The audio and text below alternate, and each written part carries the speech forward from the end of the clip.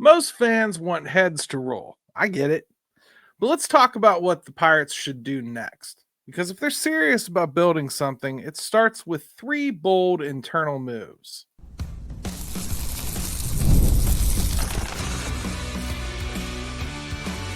You are Locked On Pirates, your daily Pittsburgh Pirates podcast, part of the Locked On Podcast Network, your team every day. Welcome to Locked On Pirates, your daily podcast for all things Pittsburgh baseball. I'm your host, Gary Morgan. Today, we're shifting gears. The calls for firings have been loud and justified, but let's assume that's settled. What now? What are the smartest internal moves the Pirates can make this offseason to set themselves up for success in 2026 and beyond? Today's episode is brought to you by FanDuel. Right now, new customers can bet just $5, and if your bet wins, you'll get $300 in bonus bets to use across the app. Download the app today. So, step number one, segment number one, my first suggestion for what the Pittsburgh Pirates need to make sure they do this offseason. And listen, I just want to backtrack before I really get to these. I kind of led off with it in the cold open a little bit today, but you guys are going to want to reply, fire Ben Cherington, but that's stuff to me. You have to move on from it. Okay. It doesn't mean you have to change your mind. It doesn't mean you have to stop believing what you think is correct as far as like whether they should or shouldn't. You know, like Penn State just fired James Franklin, right? And I think a lot of people probably agree with that decision. I think a lot of people didn't see it coming, but had they not made that decision, it's not as though Penn State fans would have quit watching Penn State that year or quit talking about recruits that they're excited about or guys they should use more often or stop using as often. You're still going to talk about the sport. That's what we're going to do. So my first suggestion is extend Konnor Griffin. This isn't the first time I've said this, but let's just try to really make the case. Let's start with, I think this is the most forward-thinking move the Pirates could make, and that would be signing Mr. Griffin to a long-term extension before he even hits the big leagues. We should also congratulate Konnor. He apparently is engaged to his girlfriend of a few years at the ripe old age of 19. And apparently, moving through the Pirates system is not the only thing this kid wants to do fast. Who am I to judge? I got married when I was 21. So, the first time. Hopefully he doesn't have to say that. But if he does, your life can get better the second time too, right? So, let's talk about some other guys that this has happened with before we get into specifics, because I've been suggesting they should go like $100 million for 10 years for Konnor Griffin. I've had several of you say, why would he take that? That's ridiculous. He could get more. He's worth more than that. Okay, let's look at some similar things, right? Bobby Witt Jr., he signed an 11-year deal, $288.7 million with the Royals, and he signed that after 2 seasons. Hold on to that number, that 288.7 in 11 years for Bobby Witt Jr. Great player. And keep in mind that he played 2 seasons in the majors for the Royals before they finally did this. And then juxtapose it with some of these other ones. Jackson Chourio, 8 years, $82 million with the Brewers, signed before his MLB debut. They hadn't even got to see him play yet. Hence, you get that big discount. Like, look, that's 3 fewer years than the Royals will have Bobby Witt Jr. And I'm not here to tell you that I know for sure Jackson Chourio is going to be as good as Bobby Witt Jr. I think that would be hard to say. But I can say that's about $200 million less for 3 fewer years, only because the Brewers decided not to even bother waiting until they got to the point where he had proven it at the major league level. They trusted what they've done. Julio Rodriguez, 12 years. This is with the Mariners, $209.3 million, signed after 1 season. And he's got escalators built in. This is another way you could go about building one of these contracts. Like, they got him for 12 years, 209.3 million. He's got escalators that could push it all the way up to 470 million. So there's two ways you can go about that. Yes, there's a little bit of risk on the Mariners' part to do this, but they think there's a baseline player there that they believe in. And Julio believes, yeah, I'm going to be that baseline player, but I could also be this. And if I am, I don't want screwed. So they build in these escalators to kind of like give you another way to look at it. If he performs, the Mariners will pay it. If he doesn't perform, the Mariners don't have to pay it. Either way, the Mariners have a player they drafted with a ton of talent, and they get him for the vast majority of his career. Roman Anthony just called up to the Boston Red Sox this year, 8 years, 130 million with the Red Sox, signed after just a couple months in the majors. Okay, so these are all teams that are traditionally working with the system, right? Now, the Red Sox are a team that can toss cash around a bit more if they want to, but they've got a lot of these younger players coming up, and they're trying really hard to like see if they can lock in a core. You've seen the Red Sox do this with Rafaela, and you saw them do this in a modified format with Jarren Duran, where they extended him for a couple of his rookie deal years and 1 year of his arbitration, and he'll still have a couple years of arbitration when that expires, which it will, I guess, at the end of this season. So, but there's a lot of different ways you can go about this. But in a market like Pittsburgh in particular, which is not dissimilar from Milwaukee and Kansas City and Seattle, it's becoming more and more en vogue in the league for you to kind of step out of your comfort zone, accept a little bit of risk, and see if you can't lock down these talents early so that you're not fighting the same game that you fought year after year after year. Think about what you as a team do to these players and yourself whenever you're onboarding them. Okay. Now, a team like Pittsburgh, you can say they shouldn't, and you can say the rules have changed to kind of incentivize not doing this. They haven't effectively changed. Otherwise, you wouldn't be seeing these contracts like I just discussed. You have the initial worry about starting their service clock and being wrong.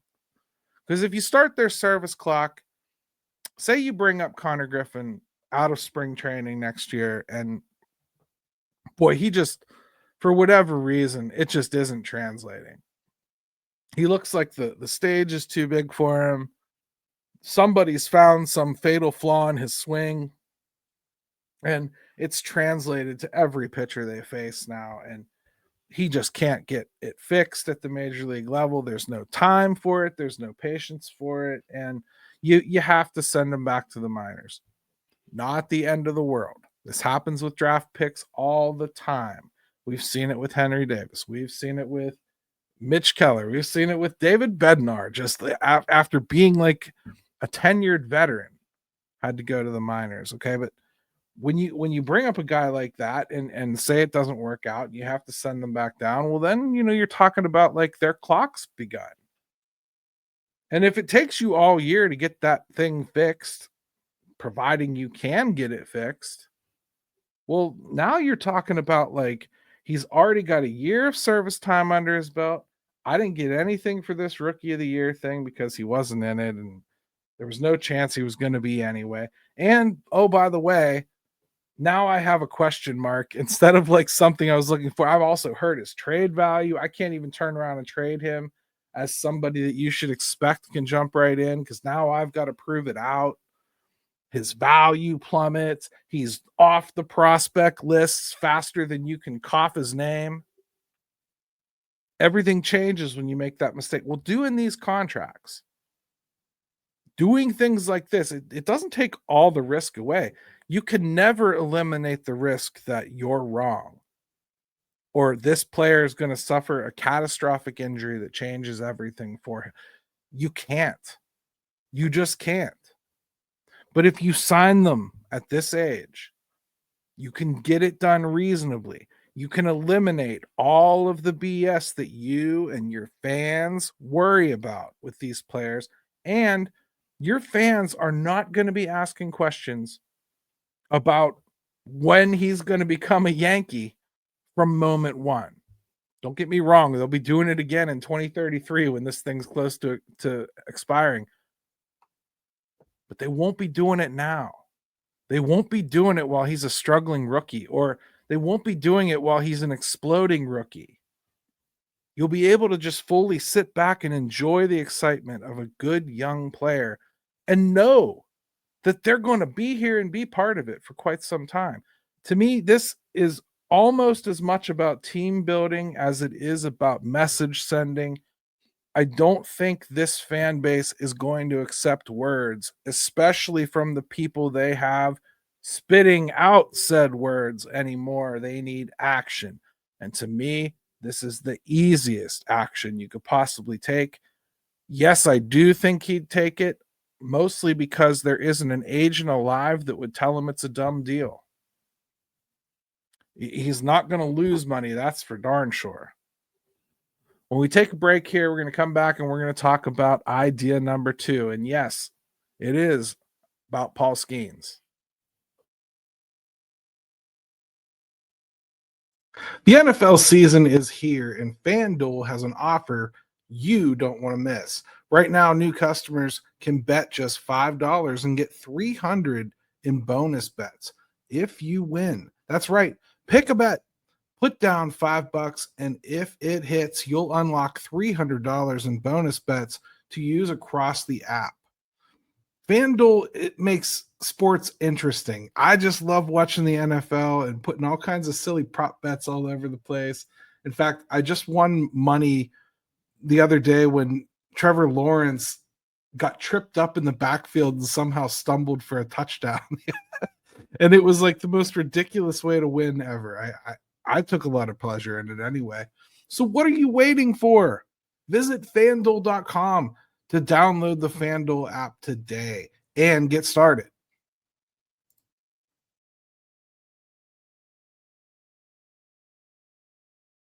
Hey, welcome back to Locked On Pirates. Make sure you hit that subscribe button, smash the like button, drop a comment for me. Tell me if you've got better ideas than I have here of things that this team could realistically do internally here. Okay. And keep in mind, I'm talking internally.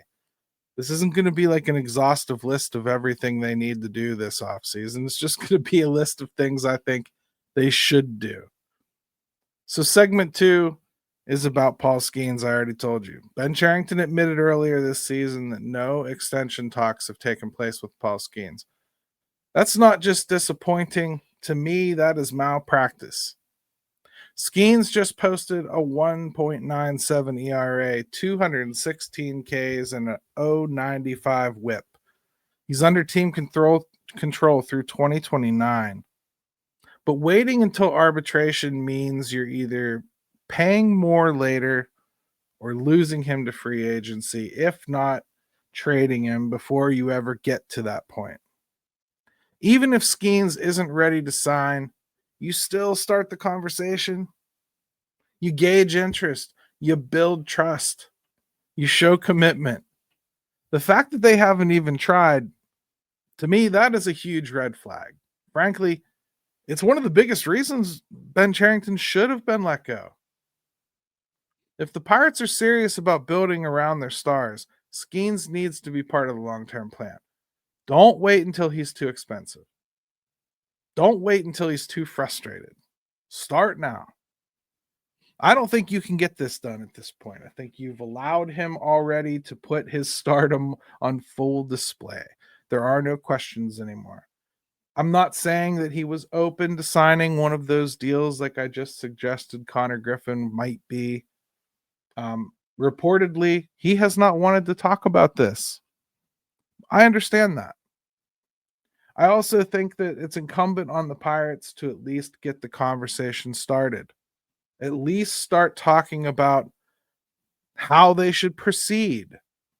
Is there anything we can do to maybe just talk about buying out your years of arbitration. I think those sorts of conversations lead into the next conversation. And to me, I'd have already had these talks with Paul, one way or another. You have to. He's just too important to the whole thing. Let's say that we somehow magically don't lose the 2027 season. You're going to have next year, and Travis Williams says we're going to playoffs. Okay, all that. Let's give them it. Let's say they actually make the playoffs next year. If they do, let's be real. It's going to be like the Reds made it, right? It's going to be like you get in and you get bounced pretty quick. Maybe Paul Skenes has a game and they end up, at least stretching it to a 3-game series. Whatever it is that you want to think, okay? Either way, 2027 comes around. I don't care if this team is won or not. You're starting to look at that end date for Paul Skenes in 2027. You're going, well, we're down to 3 years left. And 2027, by the way, is going to cost us about $10 million. And then you can go ahead and figure if he has another season like that, boy, 2028 is going to be around 15. And then I bet you we're up around 22 or so if we take him all the way to the 2029 season for arbitration. I think to myself, if I'm willing to do that, if I'm willing to have him for the arbitration, I'm willing to hit that dollar figure. That's my starting point. I mean, you've already let him go a couple seasons. Now is the time to approach big. You're no longer looking for the bargain of buying out his rookie deal. You've almost eaten all of his rookie deal.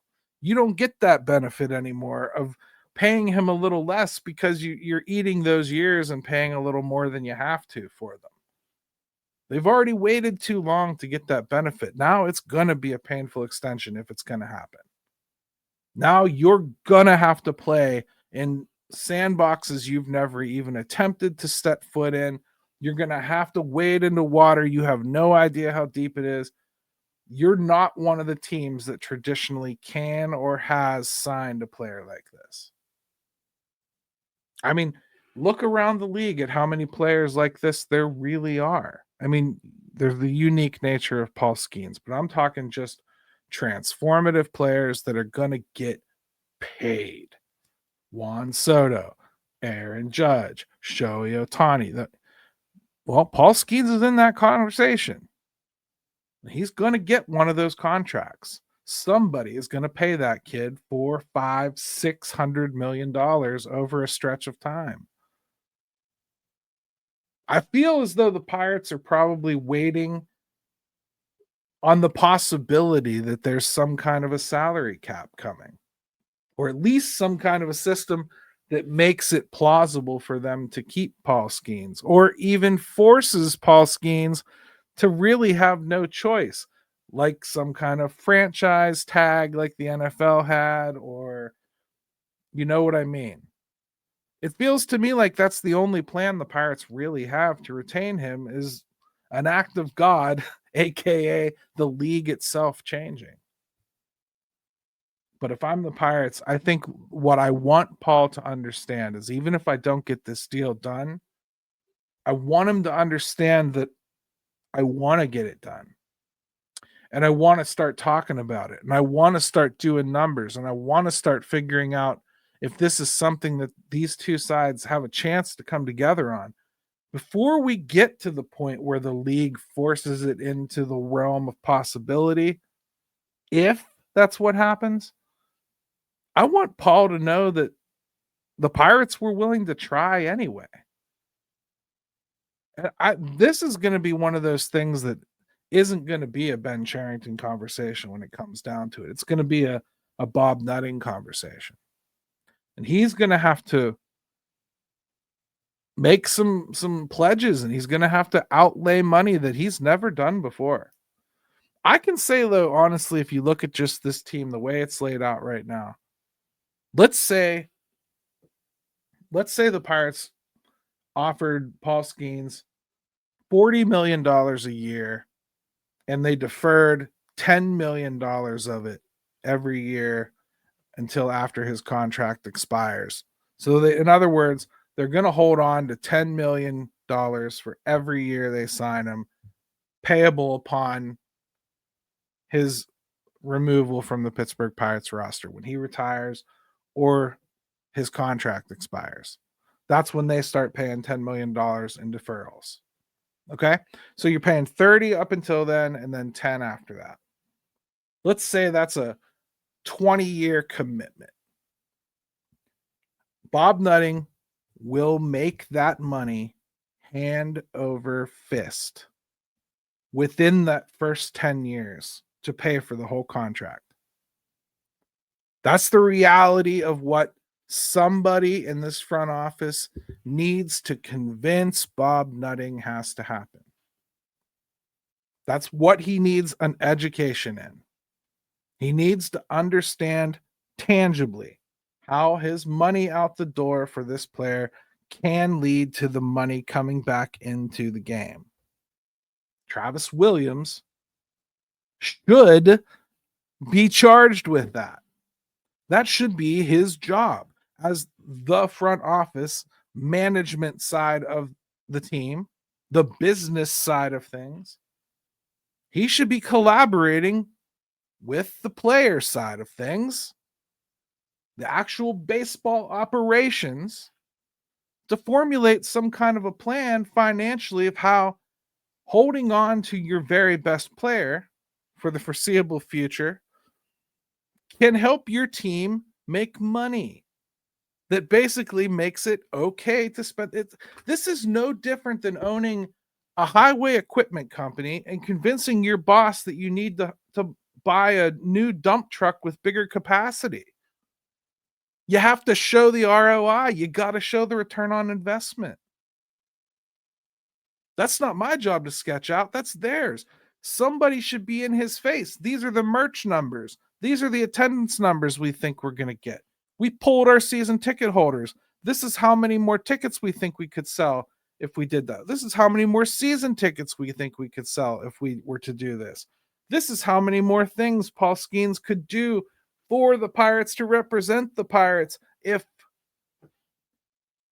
I'm making stuff up at this point, but like, this is no different than purchasing a parking garage. There's a business side to this Travis Williams needs to take. And the Pirates need to stop being afraid to dip their toe in the water and have a conversation here.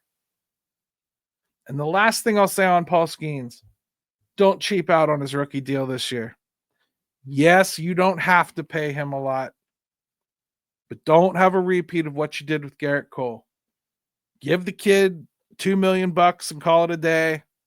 Give him a raise, whether you have to or not.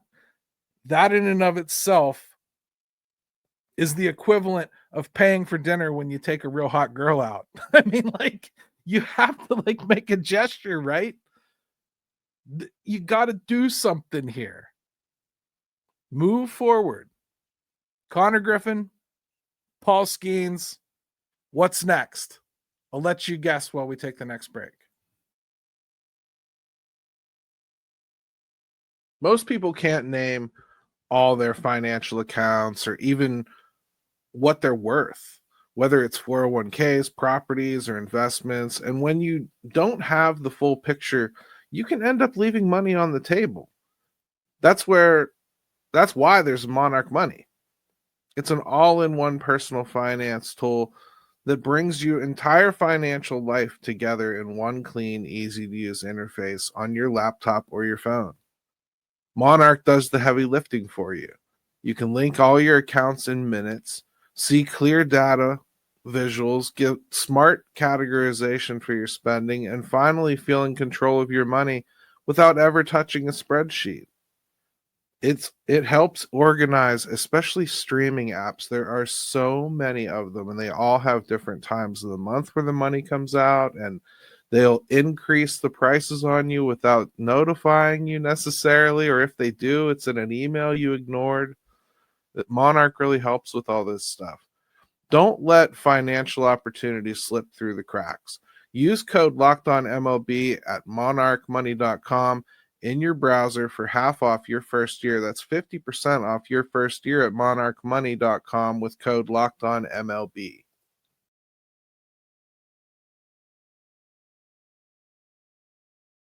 Hey, welcome back to Locked On Pirates. The Bucks have known for months what their offseason was going to look like. They know their holes, they know their budget, they know who's available. So why wait? Free agents like Kyle Schwarber and Framber Valdez and Pete Alonso, they're already being linked to teams. And they're pipe dreams for the Pirates. Let's just be real.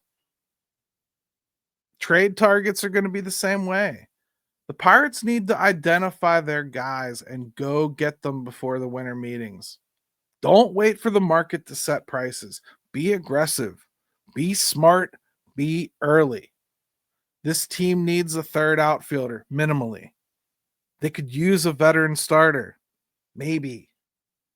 They need a lefty reliever. These aren't mysteries. They need a third baseman or a shortstop, one or the other. But these are not mysteries. They're opportunities. The Pirates have a tendency to wait until they get to a point where there's only 3 or 4 borderline solutions left before they stick their toe in the water and start trying. And that's how you wind up getting shunned by guys like Alex Verdugo, and get stuck with Tommy Pham and pretending to everyone that this is actually what you targeted as far as like fixing things. They need to do better here. They need to show Paul Skenes too, who expressly has said he needs to see the team's commitment before he makes one. So I think I'd like to see the Pirates not waste any time this offseason. You're not going to get into that very top echelon. You're not getting Kyle Schwarber. You're not going to get, but identify a guy you do want via trade or free agency. I'm hesitant to name names because you guys are going to just hammer me on the names of whether you like those or not and offer your own. That's not really the point I'm trying to make here. These names could be 1 through 10, and I want the Pirates to identify. I want number 7 and I want number 5. And then I want them to go and get them. Their agents are going to push back, right? But the Pirates shouldn't be playing the same game all these other teams are. And you want to know why? The Pirates are going to have to overspend. They're going to have to spend more than other people to convince a mid-tier free agent to come here. I said I wasn't going to do names, but I'm going to do names. Say they take a guy like Trent Grisham, okay? Again, try to disassociate this from your own feelings about Trent Grisham, but the reality is he's going to get somewhere in that $10 to $20 million range per year. He's probably going to need a couple years contract, 2-3 years. If you're the Pirates, you can't afford to fart around with it. If you get into a bidding war with, say the Yankees have we can't let him go, actually. Yeah. The Pirates offered what? $11 million. Well, offer Trent 12. He'll come back to the Yankees for 12. $1 million more to play in a much better situation? Hell yeah. Guarantee we'll get him back. The Pirates can't afford to play that game. If Trent Grisham is estimated to get $15 million on the open market, the Pirates better offer 17. If he's estimated to get 2 years, they better offer 3. Go out big. Be the biggest offer out there. Let him go ahead and negotiate with others, sure. But be the biggest offer. Be the one that wanted him the most, the earliest. Let that be the approach for really everything you're trying to sign. You do good with relievers waiting on late into the offseason a little bit. You do okay with some depth pieces. But if you're looking for a starter, go get your damn starter, man. Go get your starter, son. Go find them. Pay for it. And this is even if you're going to shop in a lower level. I don't want Alex Verdugo, but say it's someone along those lines. If you're going to make the decision that you're going cheap again, don't get stuck with someone. Get the best of that realm. Okay? Get the guy that's like $8 million that can do some things still. He's at least a good piece from one side of the plate or something that can play in the outfield. You can hit him really anywhere and offer the right amount of money to get the damn thing done. Don't let the market tell you how much this is going to be. Spend what you're comfortable with, spend what you think is right, but more than anything, spend before it's too late. This team has an awful history of going to shop at Aldi very late on a Sunday before they've restocked, okay? You got some ugly looking produce sitting around by the time they go shopping. And they forgot their quarter, so they're trying to carry it all around their hand. You know what I mean? It's bad. Don't wait. Go get it done. Let me be very clear to close the show today. If locking up Griffin and Skenes means no new signings this offseason, I'd still do it. Why? Because it gives fans hope. It gives the team identity. It gives the franchise two anchors to build around, even if 2027 is a mess due to a potential lockout. We've spent enough time worrying about what could go wrong with this team. Let's talk about what could go right if the Pirates are bold enough to act. We're serious about Pirates baseball here on Locked On Pirates because somebody has to be. See you tomorrow with a new episode.